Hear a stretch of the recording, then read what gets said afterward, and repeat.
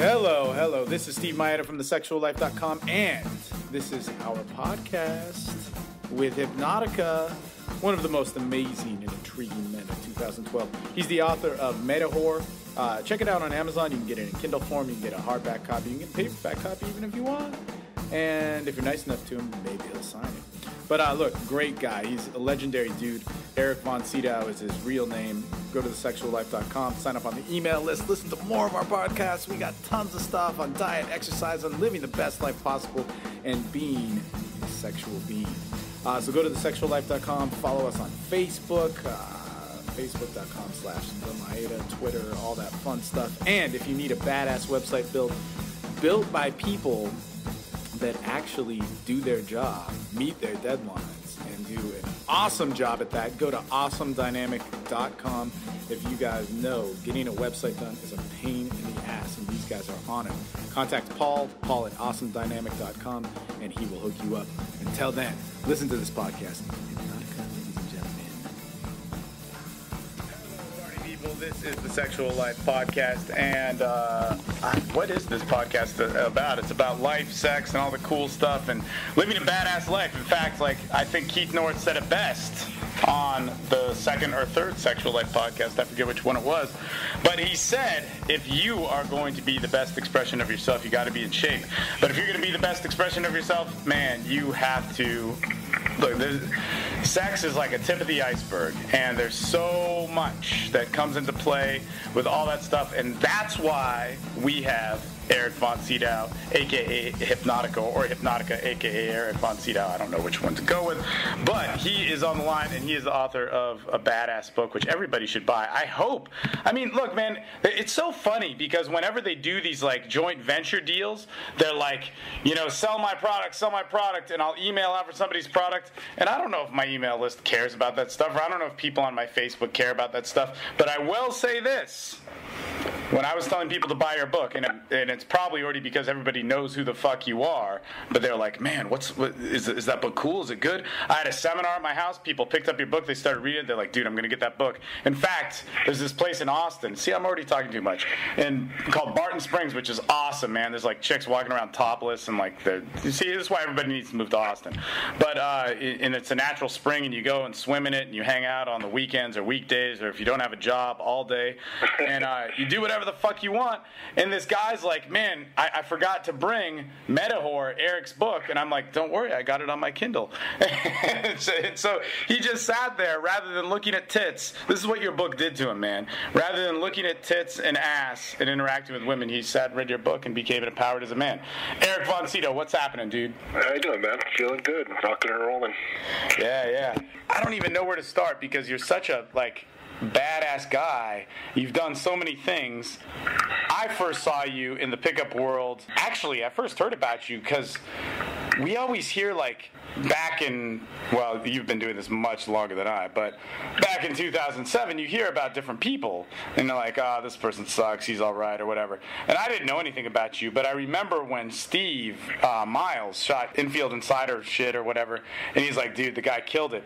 And we all did Infield Insiders, but none's was nearly as good as yours, and it was so fucking impressive. And then I saw you speak, and we spoke at the same conference, and that's actually the only time we've met. And that's when I was like, all right, I would totally give money to this dude because he knows what's going on. Just because you had a maturity about yourself, you would life experience, and we're saying cool shit. Whereas there's a lot of bullshit out there. I don't know, man. It says in your book, you couldn't put you in a box. How would you describe yourself? On the edge of a lightning bolt, I guess. Going out there and making lots of mistakes and finding out, what personally, I guess, works for me and what doesn't work for me, and constantly just kind of wanting to push the box a little bit, pretty much stepping out of my own comfort level. I mean, that's the thing I've been seeing on Facebook. That a cool little design, and I love it. It has the circle, and it has "you are here," and the miracle happens is over to the right, and it's this is where the miracle happens, outside of your comfort zone, and that's kind of where I think about things, is kind of like that. And it's not the easiest way. I mean, trust me, you get beat down pretty good on the outside, but it also strengthens you. Well, you know what's crazy, man, is you actually come from like a pretty good family, a pretty good life. From reading your book, there's like lots of stability, and that's one of the cool things. Like in the world of dating and seduction, not to limit you to that by any means, but the world of dating and seduction has like almost this like flaw personality drawn to it rather than a sense of stability. And I think that's where masculinity gets like all erratic and goes all over the place and gets, in fact, like acts more feminine than masculine. When you see it, but I think about that though. I think about like a lot of guys are drawn to that because they think the pussy or they think the validation or things to that nature. I think it's like I said, it's a byproduct of it, and I think a lot of guys look to that as like, okay, this is going to make me the man. Whereas it's important, I think, to study it, to better yourself on it, but when you put the main focus on it, you become unbalanced. I mean, there's a balance in life and there's a balance in other things. Yeah, my main focus has always been women. However, it doesn't rule my life. It's ruled a lot of my time, but not my life. You always have to kind of think about yourself, because women will come, they'll go, but your self-improvement, your self-awareness, that's going to continue no matter who you're with. Yeah. Let me ask you this. This is normally what I ask like a bunch of people. What is the message, the one message that you feel that you broadcast that the world needs to hear? Good question. Push your own level of what you're used to, I guess. Push your level of being okay to be different, being okay to push beyond what the society says is right, pushing beyond, that which most people are willing to go, and, experience it. Because once you get past the mediocre or the normalcy of things, that's when you get on the outside, and that's when you see the fresh ideas. I think that's one of the reasons I've been around, is because for so long as it's not rehashed ideas. Like if you see everything that I do, usually most of the time it's not the same information. It's like, okay, I'll explore that and I'll put that out there, and then I'll kind of move on and I'll test myself. I'll go into new areas and then I'll put that out there. And I think it's just a matter of, if you really want to be original, if you want to be different than most people, which is nice, you just got to go out there and do it. I think that's kind of the point. I mean, I don't know. I'm still expanding and pushing the own box on myself. One of the things that's different from the pickup, I just signed the contract yesterday that I'm going to start doing this big promotion down in San Diego to, one of the bigger venues. It's called, Brawling Bouncers. And it's the baddest bouncers from each club all competing against each other. But I'm the promoter and I'm putting it together. And yeah, it's stretching me of what I'm used to. So it's kind of like, okay, I felt comfortable doing this, but let's push it a little bit further beyond, because it can be nerve-wracking and it can be uncomfortable and it can be a lot of different things. But the point is, once you've done it, you gather that strength from it, and then you become more well-rounded. And it's like you see people stuck in these patterns where they just don't push themselves, they don't grow, and that's when it becomes stagnant. Like I said, it's the ability to just push yourself out of your comfort zone. And every level, no matter how good you are, has something that's going to go against you. I like to say, the brighter the light, the darker the shadow. The more adversity comes, which helps forge your character into who you are, and it's constantly evolving. So there is no, hey, you get to this level and it's just all ease. I mean, it's constantly shifting. I've kind of noticed now, like, I still go out and I do a lot of things, but I'm really noticing now that I'm older, I hit 40, when I go out there, it's different. Like, the dynamics have shifted a little bit. It's like, okay, you walk out there, and now the younger girls, I'm looking at the younger girls, and not that I'm not attracted to them, but they just seem so juvenile. And so there's new levels to be added, new levels to come back, and it's like, okay, what worked then doesn't work now. It's constantly keeping you on your edge, and that's why I think a part of what the whole pickup or seduction community needs to get into is that it's always going to change. You're not going to just get it and be like, hey, I'm a super pickup artist. It's always going to change. Is it going to be different when I'm 50? Yeah, I guarantee it will. But it constantly keeps you honed in to adjust, to be flexible, to be open to different ideas and different ways of being. So it's that constant keep you on your toes attitude. Let me ask you this. How the hell would you define, what the fuck is the seduction industry to you? What does it mean? It depends. It could be absolutely self-improvement on one level, and on another level, unfortunately, it's a lot of guys validating themselves, trying to say, hey, look at me. I can get pussy. That means I'm validated, or I'm cool, or I'm something else. So it could mean a lot of things. It depends on really what you're going in to look at, or the level of what you're going in. Are you using it as a crutch for your personality? Are you using it as a means to develop yourself, to attain or attract the type of relationships or women that you personally want in your life, whether it be 1, 2, 10, whatever it is? It's just a matter, are you holding your personality to it, or is it running your life, or is it just something to allow you to draw that which you really want into your life? So it's so subjective to the person going in. I see some guys that just can get it, and I see other guys that are moving through that have a more well-rounded, balanced look about it and understand that it's not pickup or the pussy that makes the personality. Yeah, dude, and see, here's like one of the things, man, is that seduction is such a crazy thing, man. That's one of the cool things about your book. One, what's awesome about your book is I didn't expect for you to write in the way that you write. It's really cool, man, and it's literally like you said the book would be like, because you talked to me about it before I got a copy, and you can just turn to any page and kind of start in your story, like start in whatever chapter you want to go to, and people pick it up as they come by and they look through it, and they all pick different parts and they pull different parts of your life, and they always talk about different stuff, and it's really cool because what is so awesome about it is like you really voice seduction in a good way. I love the seduction community. It taught me so much, but I also hate it for so much of what it is too. And it's just like, oh man, I was writing about this the other day, because I think for me, I had to find some sort of means to end with stuff, and in order to make sense out of it, I was writing this article about things which have changed my life, and one would be a sense of spirituality. And I'm like, I don't believe in God or follow a religion or anything like that, but I truly think talking to another human being can be a spiritual experience. It can be like an amazing experience. Same with seduction, same with having sex with somebody, exchanging on these high levels can be this awesome fucking event. And I had to start thinking about that because of my high volume of people I was interacting with, people I was having sex with. Sex started to become like cheap sex and not good sex, and I'm like, wait a minute. I got involved in this because I wanted to meet women and have good sex. So it was like this crazy transition where the seduction industry and the whole community and, what I kind of found and discovered for myself became this super awesome life path, which is like carried over into every aspect. And in a lot of ways, I could say it's the constant of like the personal change in my life. So stuff with like health, stuff with, getting more organized, stuff with money, stuff with business. Like it's all helped in those ways, and because it's a powerful fucking thing. But what people see it as a lot of times in the community is this complete misrepresentation of that, whether it's they're looking for validation or they're just trying to sell something or whatever, man. I don't know. So I love the pyramid. If you think, even the pyramid on the back of the dollar, because you go in at the ground level and there's just lots of stuff, and as it moves up it becomes more defined, and then you get to the point at the top where you've attracted everything you want. You feel absolutely content, and that's the part I think people want to get to, is when you're at that level. Like right now, I'm absolutely content. I have a wife, but I still have my lifestyle. Right across the street, I have a house right across from my street, and one of my other lovers lives there. That's what makes me feel good. I've been with 3 different women at a time, kinds of different women at a time. But personally, what I feel comfortable with is 2 women that I'm intimate with, that I can kind of relax with if I want to chill with, and at that level. But it took a lot of experimentation to get there. That's where I feel good. My wife knows, hey, at 1 girl, I get kind of claustrophobic.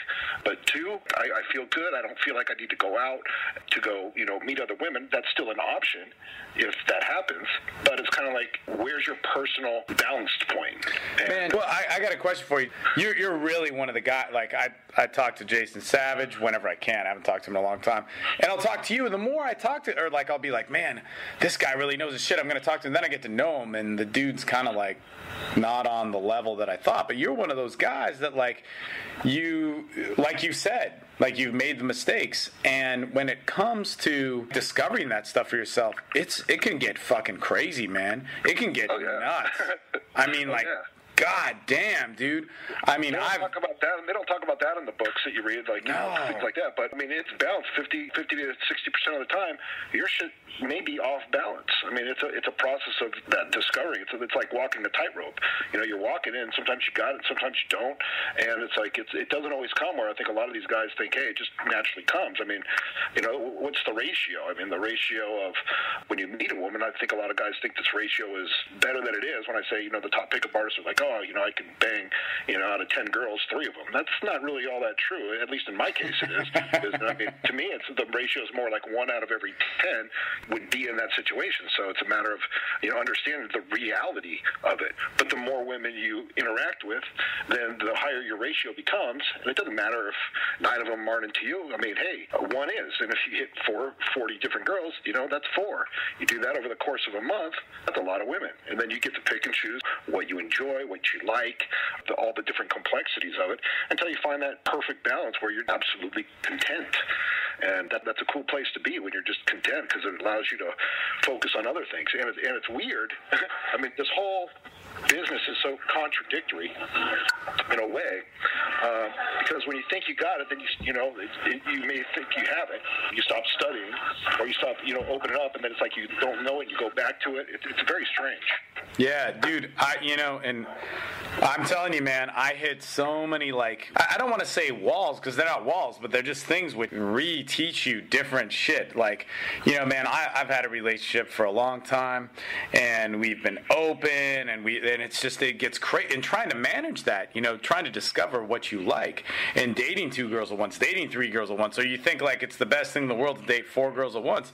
The only thing that was good about that was it taught me the patterns of, my behavior and my behavior with women and women's reactivity. That was the one good thing that dating a shitload of girls at one time. And your time management and the ability to filter and use your criteria about, hey, you got 4 girls all wanting to be with you, and you're like, well, okay, it's interesting for you to pick, okay, but which girl you choose to spend it with. It allows you to become more open to what's important to you on all kinds of different levels. So it gets crazy like that. I mean, in order to make that work, you have to have a completely different demeanor, man. You have to then become you can't be some pussy, you have to lay down the law. And I don't know, man. It's a trip. Just because I love intimacy, I don't know, man. I've actually been I've never done the online dating thing, right? And so 2 weeks ago I started doing it, and it's the easiest fucking thing in the world, man. It's so weird because I don't actually like doing pickup. I don't like going out and meeting people and trying to fuck them. And I used to do that.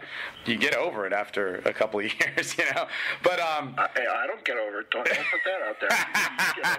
What's so funny? When you were talking about younger girls, I was talking to Eric Everhard, because I was like, no, man, I just don't like younger girls. They're just, I like them, but they're just so, young, and I don't relate with them. And he's just like, fuck off, man. I fuck so many young chicks, and they fuck the shit out of me. I'm just like, man, fuck you. You're a porn star. But I don't get this onslaught of these 18-year-old fucking women that know how to give good head and fuck the shit out of you. I get the ones who are inexperienced, who can't hold conversations. But no, man. So I just the funniest thing about the whole online thing is it made me go man, I know how to escalate like a motherfucker. If I am alone with a girl, it's so goddamn easy. And the other day, man, I probably shouldn't be laughing about this because I'm sure she's going to listen to the podcast because she knows all about my stuff. I always tell everybody about my stuff, why not?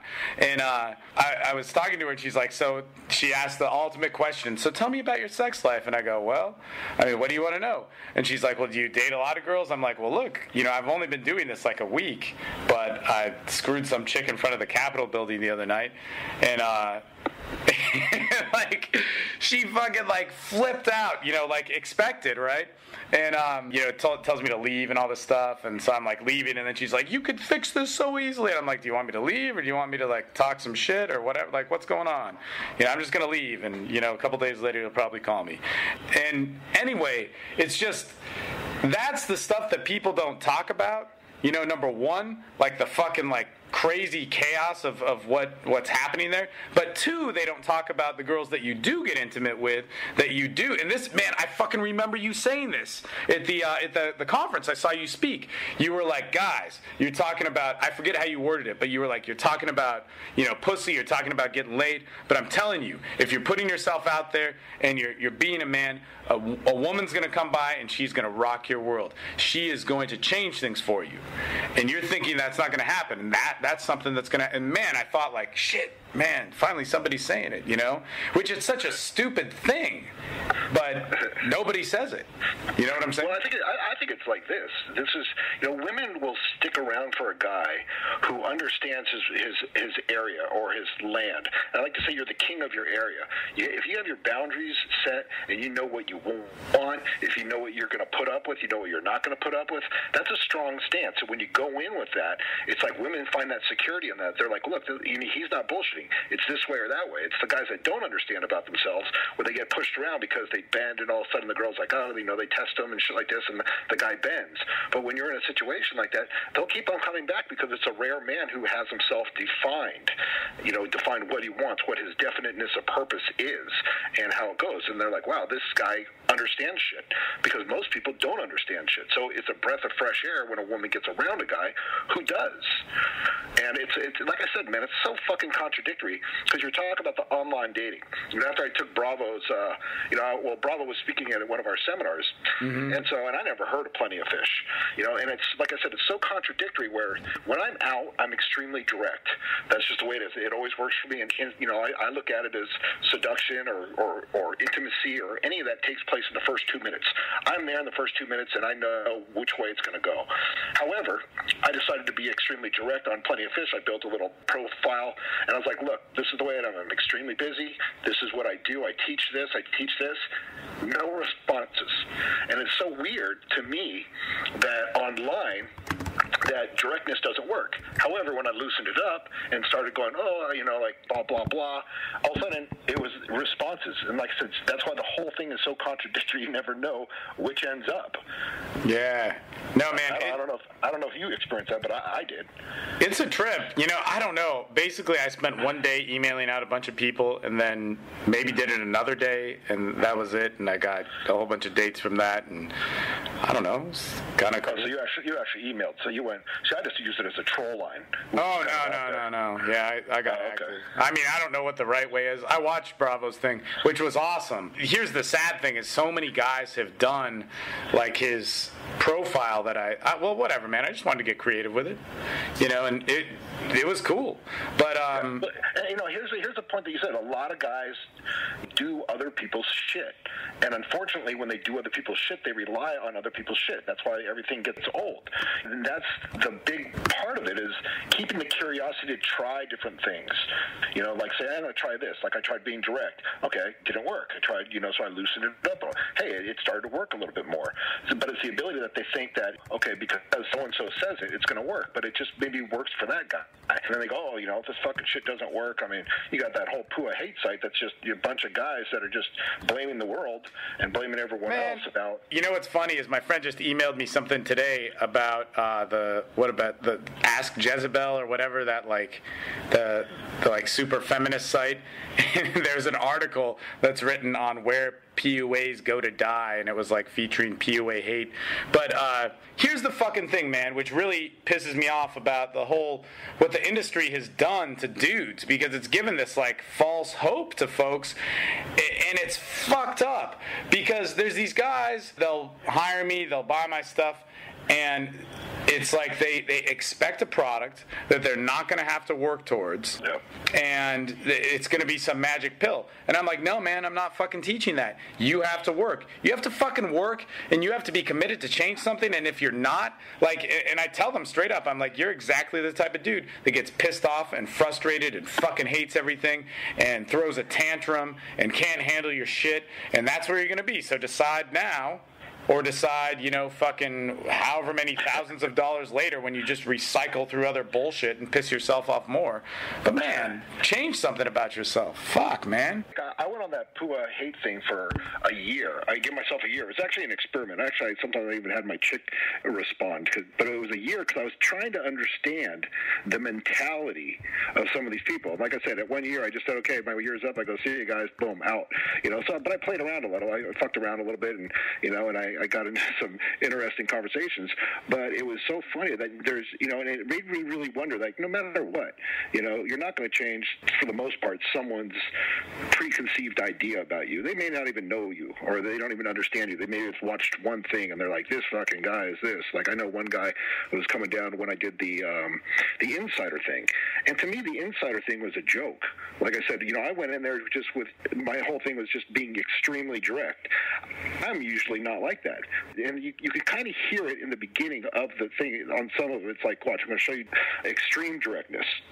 But then, all of a sudden he's like, you fucking bullying these girls. And I'm like, well, that's not even the way I do things. That's one way of doing something. Mm-hmm. And like I said, they just don't get it. They have their preconceived ideas, or they just have their, and it's kind of sad now, because I look, I'll go back every once in a while and just pop in. It's like the same guy's still there. And I'm thinking, what a fucking waste of time. Like, what are you doing, man? And it's kind of like the Inquirer mixed in with, like guy groupies. Like, it's a bunch of guy groupies. Yeah, fuck, man. Anti-guy groupies. They're it's kind of fucking weird, actually. No, man, it's a weird, sad existence for all. And, whatever, man. I am, like, such a kind of, like, compassionate dude that I always like talking to those dudes, but then sometimes there's something else going on, There's some crazy dual diagnosis fucking shit. Whenever I meet, like, some of the dudes, they got issues, man, and they got I don't know. I would fancy myself as a pretty skilled guy that's dealt with a wide variety of people in multiple counseling situations or whatever. But yeah, dude, there's some crazy motherfuckers on there that the ones that I've met personally, it's just like, whoa, dude, fuck. Yeah. Chill out, man. man. There's some people that just get it. And it's sad for me, like, I get some guys that are just not going to get it. I spoke up at the entrances thing, and there was a guy in the audience, and he just fucking wasn't getting it. I kind of got pissed, because everything was like, oh, this is this. And I pulled him aside. I go, let me tell you something. Let me give you 4 tips right now. First of all, you fucking smell like a goat. I said that. You smell like a goat. And he was all pissed off that, women weren't attracted to him. I go, you smell like a goat. You got a big-ass monobrow. You got your Izod shirt tucked in, buttoned all the way up, and you're wearing sneakers with jeans. I go, change those 4 things. He's like, so you're just saying that women are superficial and can't even see beyond me. I go, no, what I'm saying is it's the you that you're putting out there. And he was just like, well, I just think that's superficial. I was like, bro, you're just not going to get it, man. Like, it's sad, because I really think that there's enough women in the world and guys that if they commit to themselves and they just open themselves up, they're going to get it. And then some guys just aren't willing to open up or do the work, and it's a fuckload of work. Like I said, it's a path to contentment. I mean, whether you like it or not. Some guys got yoga, some guys got this. I mean, pickup is going to teach you way more about yourself, like I said, than meditating in the mountains. You're going to learn it. You're going to learn about rejection. Yeah, absolutely. Keep going, man. Keep going. This is good shit. You have your core key guys. You have maybe 20 guys that have been around for a while, and so it's hard to. There may be a guy that's a superstar, but how's he going to come up into the world of pickup and teach his model? Perhaps it works, perhaps it doesn't work. That's going to be useful, because there's so much stuff out there, and I don't mind that there's stuff out there. The only thing that really bothers me a little bit, and I get a little peeved, is the guys that just rehash the information, don't go out there. And so the whole point is, if you can go out there and you can actually perform it and do it, cool. But if you can just do it in a book and say it's this, and you can't really go out there, I really want to have this little show. But it's kind of embarrassing even to associate, these days with that. It's kind of like, myth or fact, something like this. And you just go, hey, to each of the guys, we're just going to go out there and just see if you can walk your talk. If you can walk your talk and be successful, or at least carry on a decent conversation or something like this, cool. Or this like Pua Island. Get a bunch of girls and put a bunch of puas on it. Just see, like, hey, can the guy demonstrate? If the guy can demonstrate, then he's got something there. If the guy can't, lots of guys are going to these people that can't do shit. And that's the problem I have with it. It's just kind of, like, who's real and who's not. Because if you're following someone who's not and you're believing their shit, unconsciously, a lot of their shit ain't going to work because of the fact that they haven't really understood it. I don't know, maybe I'm going on a tangent. No. It's actually true. Well, first off, man, you said a couple things, but the main thing is that, like, we're just at the beginning of this, because I really believe, man, that there's so much that sex, seduction, sexuality, sexuality, it is the total fucking like where we're going to take off from on self-discovery, self-exploration, all that sort of stuff. And for me personally, I mean, God, dude, it has revealed so many things to me. And, you know, when you were talking about that guy that you met who kind of didn't have a shit together, and he's like, and that's always it, man. They're always the most pissed off dudes that have something to say, to rant about, some fucking opinion about shit that's just fueled from anger and self-hatred or some crap. And it's like, if you can fix something about yourself, why don't you fix it? You want to play your best hand. Yeah. Like I said, nerdy as this sounds, like I grew up, I loved Dungeons and Dragons when I was a kid. I loved that shit. I still do. I mean, I got lost in that game, Skyrim, recently. But the whole point is I look at it almost exactly like that. You have your character, and then you have your charisma points. Well, as you get better, those charisma points go up. You have your strength. You go to the gym. That goes up. You have your dexterity, whether you're stretching or you're doing something, that goes up. And so it's really almost the exact same thing. If you're not playing your best cards or you're building your best character, say a woman who's, I don't know, some hot-ass chick in the game is attracted to a charisma of 23. Well, if you're at 20 in real life and you don't do anything to enhance that or go to seminars and learn it or, do any kind of self-work and you're stuck there, then you're stuck there. You're not going to attract that. It's going to open up the most amount of possibilities for you, and that's really what it is can you play your best cards? You may not have the best hand, but can you play the best cards? I think the point really is guys can take it as far as they want it. What I think a lot of guys do is they get into it. They just, fuck, man, there's a lot of them. I mean, back in the good old days, it was the self-discovery. You learned little bits and little pieces as you went along, and there wasn't a lot of people sharing. Now, fuck, everywhere you go, you got this, I mean, it's overwhelming. So, and what I really tell the guy is baby steps. Like, baby steps worked when you were a kid, and they absolutely work when you're an adult. If you just pick one little area, just focus on it for a little bit, even if it's 3 weeks, you're going to get better. Get to the point where you feel good about the level of which you've got to, and then move on to another level and just go to another level and to another level. Pretty soon, these levels start to interject and intertwine where, as a whole, the whole thing gets better.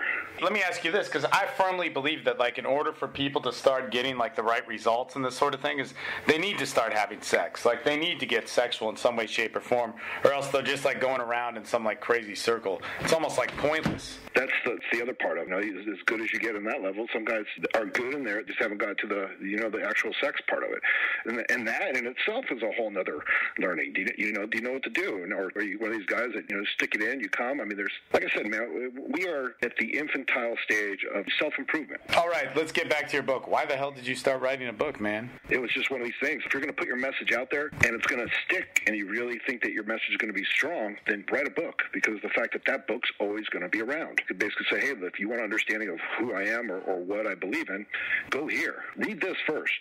Then if you think that my philosophy or what I've gone through is worth it, then let's study together or something like that. It's kind of what they say. If you feel like you got it in you, you got it in you. People are like, hey, wait for your next book. I'm like, you don't even realize how hard that process was. Maybe it's like the first million. I would say the first million is the hardest to make. The first book's the hardest to write.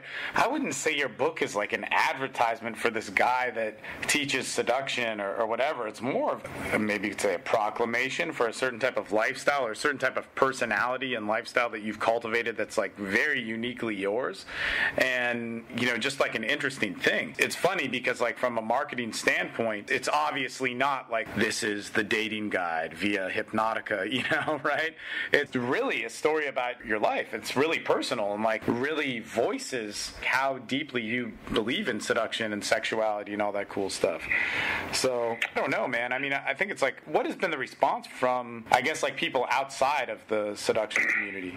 The response has been great. It's really strange. Well, it's not strange, but it's refreshing that I've got a lot of women now responding to that. They love the voice that's coming out. And I said it before that women love a guy who's vulnerable. And, as vulnerable as you can be, vulnerability is strength. A lot of guys think vulnerability is weakness, but it's not. And so I'm getting all kinds of women emailing me about, will I speak at their meetings and things to that nature, which it sounds good to me because I've always liked to surround myself with women. And it's like a whole nother level. But the response has been great. People going, yeah, man, like, it's just kind of like a kick in the ass of what I already know. know. And if you can kind of get that out there, like there's, they have all these self-help books, but they're written on such a safe level. It's interesting to me now that, that you can put something out there that raw, that real, and put it into self-help. It was a fine line to define the line of being too harsh. It went through two different editors. I wanted a good balance point because, there was some stuff that I put in there, and the guy who helped me write it and clean it up, I'm not the best writer in the world, so he would go in there and I'd say, what do you think? And he'd be like, I don't like this. I'd be like, nope, that's staying. And then him and a girl editor for Harper, she said this line was a little rough. So I had to look at it and go, is it too rough? I toned it down, took it out. But it was just interesting to find that fine line of what's tasteful, what's too hard, and what's artistic. And so that a lot of people, whether they like it or don't like it, get into it. And I wanted to keep it humorous too, because so many guys get serious into the matter of it, but it's not a serious matter. It's something that you open up and laugh about, because the laughter and orgasm are the two things with release. So if you can blend that together, then people have a better understanding that you don't have to get all serious about things. It's having fun in the bedroom. It's not all seduction, where I see a lot of these guys have their seduction voice, and they're like, hey, how's it doing? And it's like, that's not real. That gets old. Anything that's constant gets old. And so it's like, can you be the real you and relax and still get women wet? And I've made the mistake over the years of trying to be that, and they're like, Eric, you turn me on, not this seduction thing that you're doing. You don't have to do like, how would you like this, and change the voice and all that stuff. They're like, you turn me on, your attitude, your mind.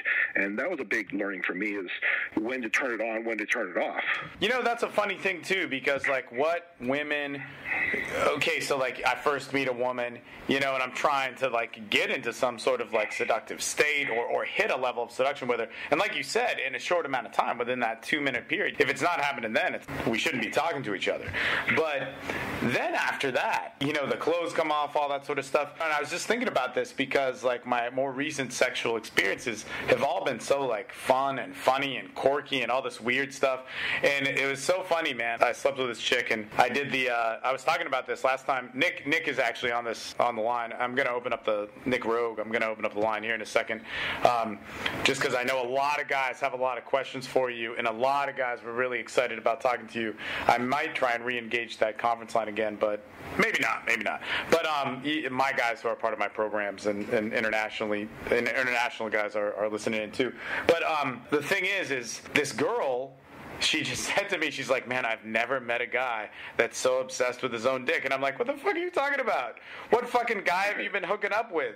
And it's not like I'm obsessed with it. It's just like, man, I'm playing. It's there. It's fucking there, man. What male does not fucking like his fucking dick, or like think that it's a centerpiece for attention.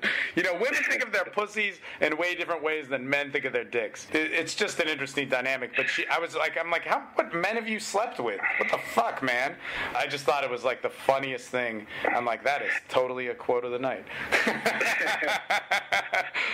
Another part of that is kind of really interesting to me is, like I've had experiences where women have clowned me, and like one ago, I thought I was doing one of my little seduction things, and I was going into it, and then at the end, she just started laughing when she was going along. She was riding me for the fucking air, and it was kind of like, that level will teach you as well. Like, hey, you know what? And I kind of laughed back at her. I go, look, I can't help it that you don't have that ability to actually go there. I go, I'm like the tour guide. I'm like, if your body can't go there and you can't get into it, then that's not my fault. I don't give a shit. And then I had another girl that I dated she's the girl in the book that I said bon appetit with, that I went with this other girl with. Yeah.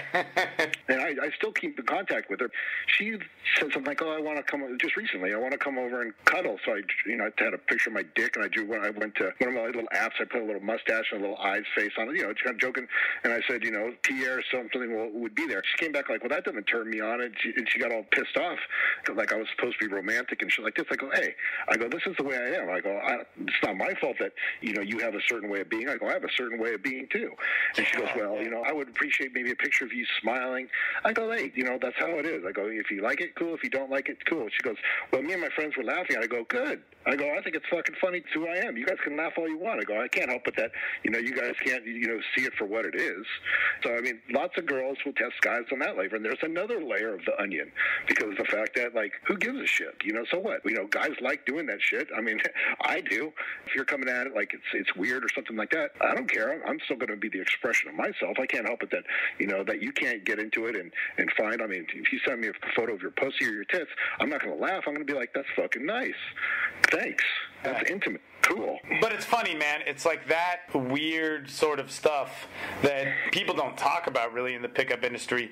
That's the stuff that, like, gets girls' pussies wet. That's the stuff which, like, let's say after you've hooked up with them, that's the shit which you're going to have a relationship with, or that's the thing you're going to repeatedly fuck if it's just a sexual thing. And that's kind of like the cool stuff of, like, interacting with somebody, is there is this heavy personal level to it, that's always got to be exchanging. And then when it doesn't work out, that's the other thing, is people think it's got to be this dramatic thing. Like that girl getting all pissed off at me, I'm just like, all right, so, okay, you want me to go?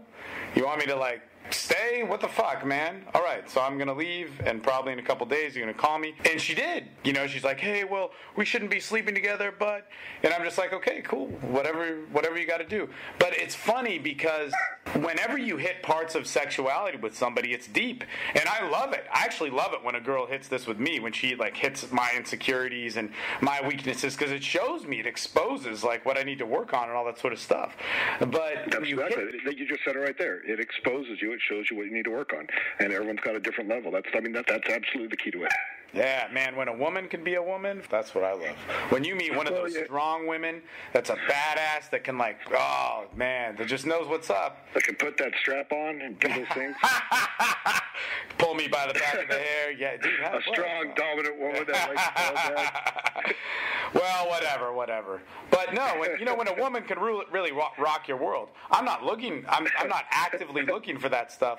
But when a woman just, like, redefines parts of you sexually, and you're just like, holy fuck, man, and parts of you emotionally, that's like an amazing thing, because that's where I find myself changing. That's where my insecurities are going to come out of. They're not going to come out of some girl that is kind of there or whatever.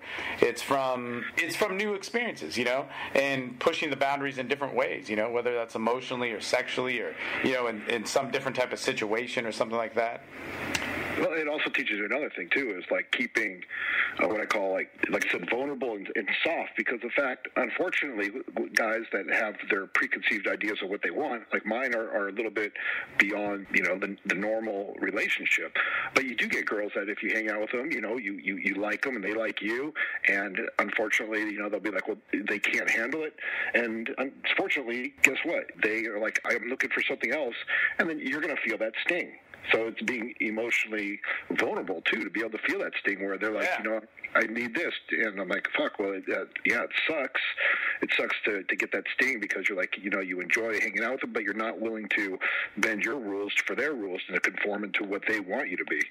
And so, so there's another level. Well, I think that's the problem, is everybody thinks they know what they want. And really, when we start exchanging with people, you open up the door for something, completely different. So, and here's something I just recently, since kind of the book came out, it's like another level. There's like prejudice, okay? You got prejudice against, all kinds of different people, black, white, gay, straight, Jewish, Muslim, whatever. I found that there is a prejudice to guys being powerful in what it is they want. And this just kind of came out recently. It kind of revealed itself, is, people would be like, oh, well, they tell some of the girls that I'm intimate with or whatever, oh, he's a fucking douchebag because he likes to do this. And I'm thinking, well, how is me living the life that I want because of my values and I'm upfront about it, how is that being a douchebag because I want to enjoy intimacy with more people? And so that's like a whole new layer that kind of came out, and it's interesting to me that there is a level of prejudice for people of a strong, powerful man who is living the life that he wants, whether it's hatred or prejudice or whatever it is. But I've just recently noticed that a lot with that. So, dude, like you said, the brighter the light, the bigger the shadow, or whatever. I mean, like, the more you define yourself, the more you're going to challenge yourself, and the more you're going to attract adversity. I think that's like a big part of the equation. But that's life, man. That's why I don't ever want to be a master of it. I got to live it. But hey, let's open up the line. I cut that public line, but there's a bunch of guys on here. There's a guy in Sweden who's been on for a lot of the call. There's a dude in England. There's a guy and maybe a couple people in Australia. Nick is on the line. He's in Colombia right now. And then Monish, who's in Los Angeles. So there's a bunch of dudes, and I know they all like have something to ask or whatever, but I don't know if they have any questions prepared. But what's up? Who's got something to say? I have a question. Ask away. Hey, Eric, how's it going? Doing good, man. Who's this? This is Manish, man. Hey, what's up, Manish? I just want to say, congrats on writing the book. It was really very good read, and I learned a ton from it. One of the messages I got about it, like, I know you've mentioned this before about, like, iconoclast thinking and, pushing things to the extreme. For the majority of guys, like, and I know you mentioned this too, is like a lot of men live like maybe a mediocre life, and then there are guys who are proactive, and then there's guys who take it to the next level, and it's a very small group, right? Like, even in terms of the sexual life, if you want to talk about that, there's a very small percentage of guys who are even pushing the limits in that area. So I wanted to, like, understand a little bit more, like, do you think you are an iconoclast thinker, and what exactly is that, and should most guys, or should all guys, strive to be like that and push their edge to that limit, to that extreme? And what have you learned from doing that, There's a whole bunch of questions. Maybe mediocre is the wrong term. Maybe it's more consensual conscious normalcy, put it that way, because, there are people that their values don't have any. Maybe some people are just content doing what they do. So, maybe I changed my wording a little bit. But I think it's absolutely natural. Say if a person just wants to be normal and chill and live the white picket fence lifestyle, hey, more power to them. It's what they want. So, I don't think that anyone has to push the envelope. I just think it's kind of more, what you're looking for. Do you have to push the envelope if you're going to get to a higher level? Yeah, you got to. That's the give and the take of it. So as far as that goes, that's kind of my thinking on it. Iconoclast, I think I have iconoclast traits, and iconoclast basically is thinking outside the box, thinking differently, going beyond what most people are going into. And like I said in the book, the main thing that you can tell that stops a person from moving forward is the fear of uncertainty and the fear of the unknown. And if you can bypass that and get through that and get to the point where you're not processing your brain through fear, but more of absolute curiosity, that's when you kind of get beyond it. And those are the key traits of an iconoclast thinker, someone who can actually step outside how most people think. And most people think filtered, first of all, unfortunately, through security or fear. And so if you can get out of that, then you actually open yourself up to seeing what's different, seeing the different possibilities out there, as far as that goes. And as far as, like, where has it got me? It's got me in a lot of trouble. It's got me in a lot of confusion. Sometimes it gets me in a lot of places that are strange, but that's just what I like. I like that because I know that it's going beyond that. Is there a point where I'll turn back the heat? I've turned back the heat a lot, but it's kind of in my nature just to, want to take it to the next level. So absolutely not is saying that, you have to always push, further. It just depends on what you want, what your values and your criteria of living a good life is. Yeah, I like that a lot. Steve, I just want to make one more comment because I know more guys on the line, but, Steve, one time I was talking to Steve about something, and he's like, dude, look, you don't need to be like me, and you don't need to be like Hypnotica. You need to be like yourself more, right? And so I think I appreciate you saying, like, hey, look, it's not for everybody, but it's more about, like, going after what you want and pushing to maybe get that. Is that what you're saying? Yeah, I mean, you got to push. If you're going to go for what you want, you got to put the time and effort in. It's cause effect. If you're not focused on it, you're not going to get it. Like you said, you recently. I got to tell the story because I think it's funny if you don't mind about the Goo Goo Gaga. Oh yeah. So Monish texts me and he's like, "Oh man, I can't get working out," and I was just like, "Wah." Goo Goo Gaga. I want you to say that to me. Goo Goo. So I basically sent him a picture of me with my thumb in my mouth, and I put the expression Goo Goo Gaga. Wah, I can't do it. And I sent it to him. I'm like, so anytime you want to, think this, I want you to look at this photo. That's the way it goes. But like I said, Yeah, dude, that conversation, I'm telling you, that conversation, like, has made such an impact on me because for the last 2 months or more, man, I've been going to the gym and I feel great. And it's funny. I still have that picture on my phone. It's great. How many times do you look at it? But listen, this is the point I'm trying to make. It doesn't all have to be complex. Saying wah, goo goo gaga, stop being a fucking pussy is just as powerful as coming up with some long-winded, reason why psychology of what is all fucked up. I mean, there's plenty of times, like, my favorite word when I'm flirting with women is yummy. I just go, fuck, you're like fucking yummy. Like, and I talk this simple, like, you're yummy, turn around, like, fucking, Like, sometimes that's as simple as it. The simplicity works. I've been showing that to everybody, and they're just, like, shocked because I'm like, yeah, I got to go to the gym, and, get my coach told me, he told me, finish, stick your thumb in your mouth and start sucking on it, and then say goo goo gaga. And, it's the funniest thing ever, man. But it worked, dude. I don't know whatever it was, but it's got me moving, and I think that's what you're saying. It's important to move, and whatever gets you to move is what's important, right? What's key. Yeah, sometimes you got to trick yourself. Like, people think, oh, you just need to get up and be motivated. Hey, man, I got to trick myself sometimes. Like, literally, sometimes to get up in the morning. I mean, I don't have a set schedule, so sometimes I'm going to bed at 2, sometimes it's 3, sometimes it's 4, sometimes it's 9 o'clock in the morning. Like, it all depends. I mean, what does it take to get you out? And you got to trick yourself sometimes. Like, I mean, I have to literally, put my phone across the room, and I have Waking Up to Eminem or Eye of the Tiger across the room, so I actually have to get up out of bed to get there. And those are the tricks. Like, what does it do to trick you to get moving?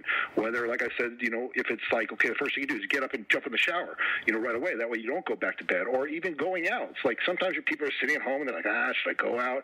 It's like, okay, just get in the shower, get dressed, and then drive down the street, and then somehow you're already there, and then you keep on going. It's like, it's not always as straightforward, like, I have this perfect willpower. It's a matter of, sometimes you got to trick yourself to doing what it is you got to do. Sometimes whether it's sex, so I'm like, if I've shot my wad a couple times or whatever, and I'm fucking tired, and I'm with a girl, I got to be like, okay, so I'm just going to put my thumb in her, and I'll just rest my thumb in there, and I'll be like, maybe I'll just little tension there. Next thing you know, I'm in the mood. So it's like I said, it's these little baby steps that trick you sometimes into doing the next step. Yeah, definitely, man. And what I liked about the book was that, you did kind of tell about, like, these embarrassing things or things that were, like, just kind of normal things. I think a lot of times, at least I can speak for myself, is like, we see that you have a lot of confidence and you speak from a different place, and that's from tons of work. I know that. The cool thing was to read through it and see, like, look, man, it wasn't, like, always like, oh, we woke up and I have all this shitload of confidence, and it's always like that, and you know exactly what to do and shit like that, So it was interesting because it was kind of like, while you were exploring and writing that book, like, we went on that same, like, trance or whatever with you, That's the point I wanted to get across. So it was very readable and open up into the story format. Definitely. Thanks, man. I had another question for you. I was reading the book, and there was a couple of things that I was looking for, but I didn't see it, and maybe I don't know why you didn't delve into it. But, like, one was about, like, your family and, like, how maybe how they kind of responded to all these things. I know you mentioned it kind of, and then I was curious more about, like, what did they think of your lifestyle and what sort of experiences have you had with that? And then also after the book came out, it's called Metawhore, like, what did your parents think about all this stuff? I've let them read certain chapters and stuff. My mom doesn't really want to read it, like, I found older women just don't get it. They're stuck in their ways, and that's the way it is. But I tease them about it. Like, I'm like, yeah, I took a photo with them holding the book because I actually have a commercial coming out. Hopefully it's done this week. And I had my mom in it because it's like, this guy, this great voiceover is like, Metawhore, you could do this. And it goes, but just want to let your mom. So I'm like, oh, come on. Like, I'm having fun with it. Like, I know that it really pushes their boundaries. My sister, she's very feminist. She hated the strip club scene. We always clashed. It's just kind of weird. It's kind of like, you're not going to force anything down their throat. People are going to do it. They understand who I am. And it's funny because I told my mom I'm going to give it to her book club, so they can read it. But it's kind of one of those things you just got to kind of joke about it. It doesn't really matter. It doesn't really matter. Their opinion is their opinion, and you are who you are, and that's just the way it goes. So how do you use NLP to be dominant? I don't use NLP to be dominant. I am dominant. It's my world, and it's got to be your world. It's got to be Steve's world. It's got to be everyone's world. Everyone has their own perspective, and your world should be absolutely strong. NLP, man, that's such a small percentage of what I do. That's what I was talking about earlier about, when I was doing all the NLP and the hypnosis stuff, they're like, you don't even need to do that shit. Like, like, what is it? Like, why? I think it's okay, blast it out there at first if you're just having fun or doing it. But, I don't do any of that NLP shit. I mean, at all. It's is just me being me. I mean, the NLP stuff, the only time I use that is when I want to create a designer state in someone, whether someone comes to me and it's like, hey, I want to get better at sexuality, or if a woman wants to explore some deeper states or expand upon that, then I'll open it up. But for the most part, it's a lot of wasted time and it's a lot of wasted effort. I think, and if you have to do that, then you're not really, you think that that's getting you the woman and not your own personality. So, like I said, I think it's highly overrated, and I do it.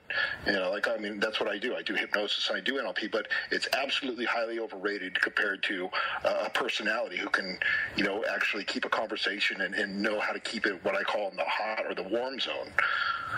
If that makes sense. Yeah, no, it's actually interesting, man. I never heard your perspective on this with NLP, because you're actually known as like one of the very respected NLP guys. I mean, like I said, I do it mostly in therapy, or if someone really wants to say, hey, I want to learn to expand the amount of pleasure, or if I'm, like I said, to create a designer state in them. And that's the only time I do it. Like, I don't want to sit there and feel like I'm working all the time. It's kind of like, you can carry it along and enjoy it, but, as soon as you start, like, everything has to be hypnosis, and the deeper you go, or doing embedded suggestions, like, it gets to the point where it's like, you don't even need that shit. It's just a tool to use specifically in, certain places, not all the time. Man, it's so interesting, because you are known as like the inner game guru, or you used to be, or whatever. I don't know what the fuck, there's so many different things to what you got going on. But it's just interesting to hear you say that. It's good. I mean, if I'm doing a seduction and, I go into that mode, and that's where I'm going with it, I'll pull out my language patterns, and I will stack my verbiage and my conversation in that, but it's not all the time, and it's very rare. It's only when I'm like, I'm going to go into it. And that's as rare as it gets. Other time, I'm just, me being me. Yeah. Kwame actually has a question. Again, he's in England, and either it's really late or he can't talk for whatever reasons. But he says, could you both speak of the psychological path to seduction? Because I've heard Steve talk about it on another podcast. I'm meaning something probably very different than what, because like I hardly ever talk to Eric. I'm a fan of Eric's stuff. We don't like swap stories. But what would you say is like the psychological path of seduction? I don't know if I really understand the question. Well, what do you mean psychological path? Look, how I refer to it is that there's like people that they can be like emotionally seduced. So you can elicit emotions and start exchanging emotions and state intent towards that. And that's the stuff which is actually getting your dick hard, the pussy's wet, all that sort of stuff. Then there's like a physical path where you're truly stimulating physical urges. Whether it's through, like heavy intent, that could be verbally, or it could be done physically through touching and all that sort of stuff. But that's a physical path where they're physically being aroused.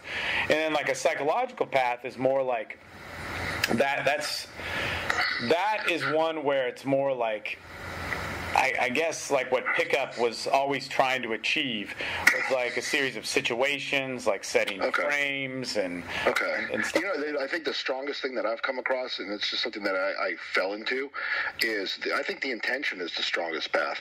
And I keep this in my mind, and I really believe that people can pick up a lot more information than they're used to, or they even think that they can.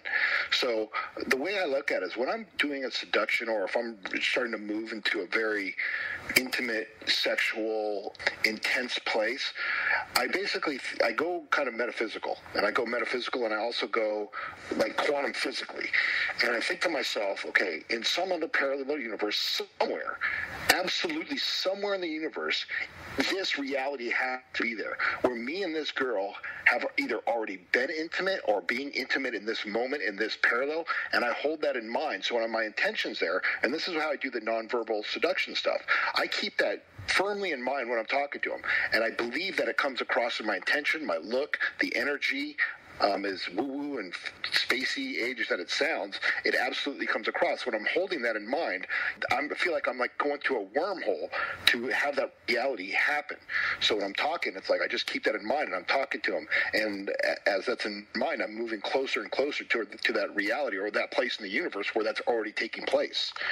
And that's been, to me, the strongest thing, because it comes across in my intention, in my attitude, in my perceptions, in my nonverbals, and I hone in on that. that to me is then the strongest thing. It's not the words, it's not the touching or anything like. You can just look at with your intention, project that reality, and that reality can be powerful if you do it right. It takes focus and concentration and the ability to project that.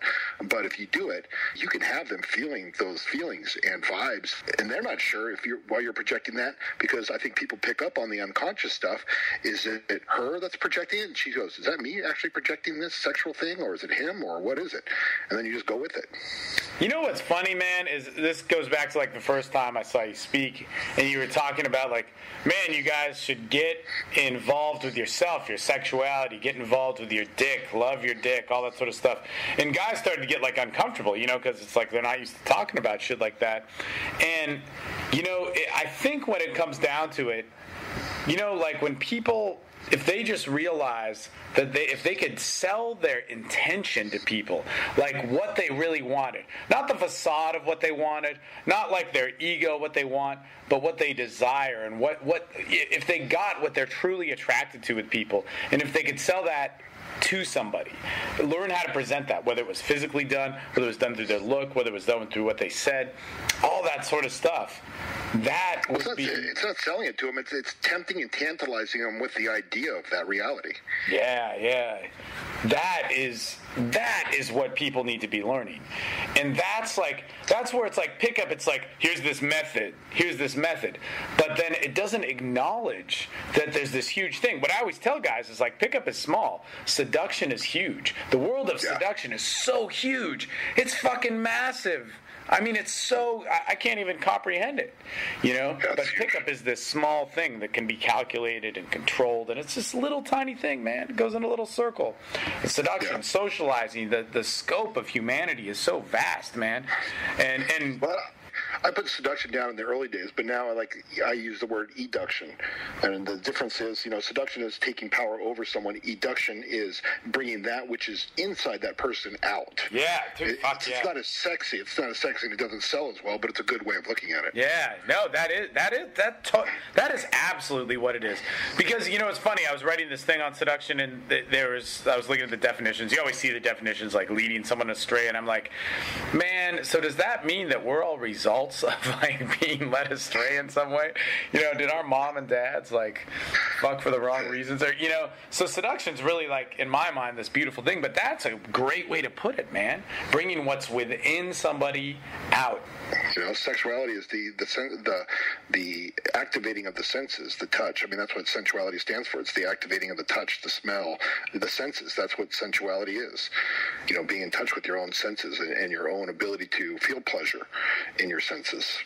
Hey, I got one question, and then I'll open up the line for one last question. This question is from Gazi in Sweden. I guess he can't talk because it's really late over there. We're getting on like 2:30, 3 in the morning. But he said, and this is a simple question, I think you touched on it already, but he just says, ask him how to be dominant. So how do you be dominant? You just got to own your world, and you got to own your world. And like I said, I'm not dominant in all settings. There's stuff that I'm willingly passive in. If I go and do taxes, I don't know fucking dick about the shit. So I submit that to I don't know. But in the area of what I want physically, sexually, and stuff like that, I know exactly what I am. So I come across strong, like, no, this is what I am. I mean, a man, I believe, is stronger on that level than a female as far as coming across with your intention. But as far as how to be dominant, I mean, I think it's just a byproduct of knowing exactly what it is you want.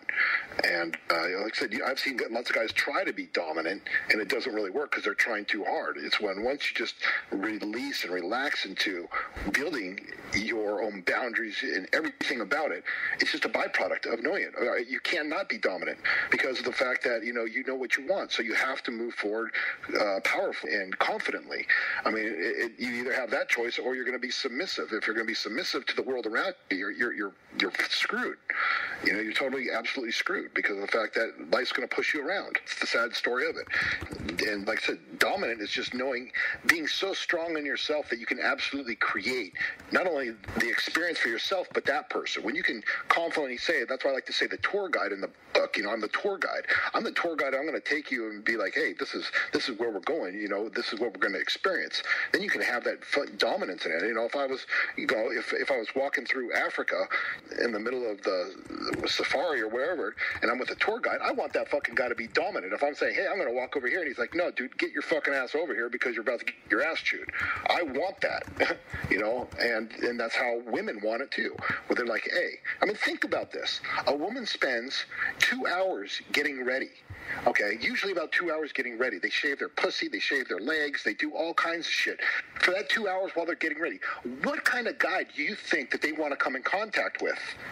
You know, what kind of experience for 2 hours, having a ritual for 2 hours, are they wanting, are they expressing, are they thinking about? They're thinking about a guy who's going to come up and absolutely sweep them off their feet, and they're going to get an experience that they're not yet used to, you know, compared to an average thing. You think you want to shave your legs and shave your bush hair for 2 hours and just go out and have people going, hey, so what do you do? What do you do? They want a guy who's going to just fucking pick them up and sweep them and move them away. That's what every woman in the back of her mind are pretty much thinking for 2 hours while they're getting ready. Fuck yeah. Fuck. Dude, man, this is the shit that I think everybody wants to hear, man. You know, when it comes down to a lot of the stuff that you're saying. Because I think when you're talking about dominance and your definition of it and how it translates into all this stuff, dude, I mean, fuck. Dominance is about knowing who you are and knowing what to say yes to, what to say no to, and when to express yourself, when to assert yourself. And yeah, you gotta fucking take risks, but you gotta self-explore. And sex, just like you were saying, man, it is, you can discover more about yourself through sex, sexuality, seduction, all that stuff, than you can going on a meditative retreat. You know, you are going to discover who the fuck you are when you are living a sexual life. And through that, that's the only way that you can achieve anything of what you could consider dominance. I mean, fuck, dude, I don't give a shit about being alpha. I give a shit about the person in front of me, you know, and where that conversation is going and how it's going and all that stuff, man, how it's interacting and exchanging with my life. Running a strip club and having 30 girls, totally. Everyone working under me. But I don't look at it that way. It's kind of like, I've seen a lot of guys that think that they're alpha or try to be alpha, and they always look like they have to prove themselves. I believe like there's an omega guy who's just like, who the alpha guy secretly envies because of the fact that he doesn't have to try. People get his respect. He's not out there forcefully trying to dominate and be better than. You're not competing against someone else. You know, you're exploring your own self. And I've seen a lot of that. Like, I've been backstabbed a fuckload of times in the business that I was in, you know, as far as the guys. You know, I let these guys, you know, come up. I promote, I hire them, I build them up, and all of a sudden they tend to get in these competitions with me. And I'm thinking, yo, man, there's no competition. I remember one time, it was interesting. I built my club up, fucking just had it running perfectly. I gave it to the guy. I said, look, you're going to run it. I'm going to go up and turn another club around. Went back, and he was all like weird and shit. Like, he was weird about me being in the place because he wanted to know that, hey, everyone look at me like I'm in charge here. And when I came in, you know, like his whole demeanor with me changed. I'm thinking, well, here's a guy that I hired, trained, built up, promoted, and gave him my job with my bonus to hand it over. And here these guys are. So all these guys are all competing against someone. It's kind of insulting to have a guy come across and badmouth you, saying, oh, he's creepy, or he's this, or Zan's a weirdo. Like, I'm thinking to myself, like, you're missing the point. Like, that's not what this is about. Everyone has contributed to this body of knowledge, and it's unfortunate that, you know, guys like that think that way. And it's like, you know, when you grow up and you kind of man up a little bit, and you're like, it's not competition. Not competition. Let me just, and it truly isn't, man. You can't, to share knowledge, you can't compete. I mean, that's like, what did Igor Stravinsky say? He said, in order to create great music, you got to have an ego, but you can't be egotistical. There's so few guys in the industry, and like, Zan is one of those guys. He used to live in Austin, and dude, true story, man. If you're not a chick, Zan ain't gonna fucking talk to you. But if you have chicks around, you know, I mean, Zan is just so in his own world. But excellent philosophy being put out there that you respect it. And true fucking story, man. The women that are around that guy are the most like sexually awesome, fucking beautiful. I mean, they live with them. Like, and that's the best part of it. It's like, Xander's not talking to me. He's talking to the chicks around him. But those girls that are with him, like his entourage or whatever, like, fuck it, man. I love talking to them, man. Like, I was like, you asshole, you get to fuck them? And they're, like, talking about it, and they're all sexually open and just, like, physically beautiful, but also, like, you know, just had this sense, like, you could say, like, spiritually or emotionally beautiful. They were like an extreme definition of what some people, like myself, might consider an ideal woman. So, he's a guy, like, I love looking at his stuff because he really, dude, he knows what he's fucking talking about. These are guys that are actually putting out. All these guys say, well, you know, you haven't done this or you're charging for that. I'm thinking, you know, man, it takes a lot to go out there and learn this stuff. Like, you know, like, I'm all, you know, what have you contributed? Like, this is the whole thing. Like, who are the contributing people that actually have gone out there and put the work in and gave back? And, you know, and it's unfortunate that all these guys are, you know, they're just at a very young, immature level of getting it when it could be so much bigger and grander than it really is about the competing and stuff like that. It's just like, look, man, this is what it is. Like, if the guy's contributing, right on. Yeah. Well, look, I actually have to go meet up with somebody and wrap shit up, but we've been going for quite a while, and it's been pretty good, man. Look,